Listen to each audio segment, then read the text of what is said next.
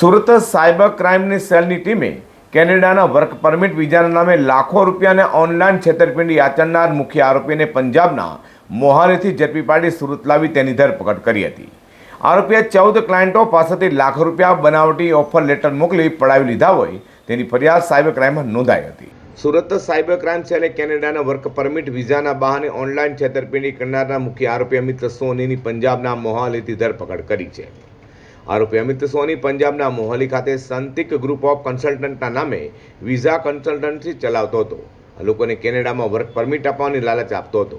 સુરતના ફરિયાદીના 14 ક્લાયન્ટોને કેનેડાના work permit આપવાનું વચન આપી આરોપી અમિત સોનીએ રજિસ્ટ્રેશન, એમ્બેસી ફી અને પ્રોસેસિંગ ચાર્જના નામે તબક્કાવાર 7,01,000 રૂપિયાની રકમ ઓનલાઈન ટ્રાન્સફર કરાવડાવી હતી।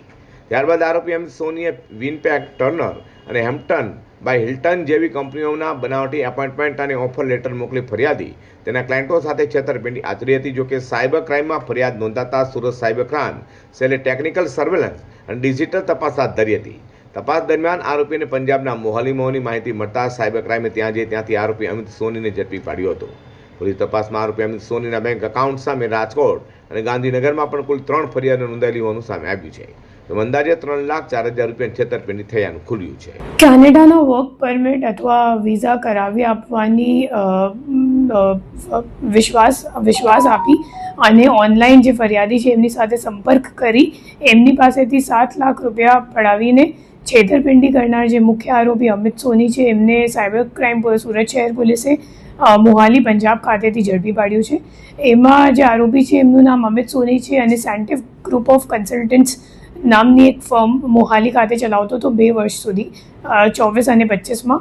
અને મોટે ભાગે લોકોને ઓનલાઈન મતલબ ફેસબુક અથવા તો ઇન્સ્ટાગ્રામથી કોન્ટેક્ટ કરતો હતો અને પછી એમને કહેતો હતો કે તમારે અગર વર્ક પરમિટ જોઈએ છે અથવા તો કેનેડાનું વિઝા જોઈએ છે તો હું કરાવી આપીશ, અને આ કહીને પછી ફોર્સ્ડ વર્ક પરમિટો મોકલતો હતો અને વિઝા ક્યારેક આપ્યું નથી।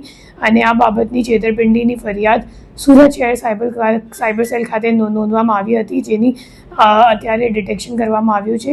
અને આ સિવાય જે આરોપી છે એમની સામે ગાંધીનગર અને રાજકોટમાં પણ ફરિયાદ મળી આવેલ છે, જેમાં NCCRP કમ્પ્લેન્ટ્સ છે એમના અકાઉન્ટ પર, અને ટોટલ આપણું જે કેસ છે એમાં 7 લાખનું એમને છેતરપિંડી કરી છે।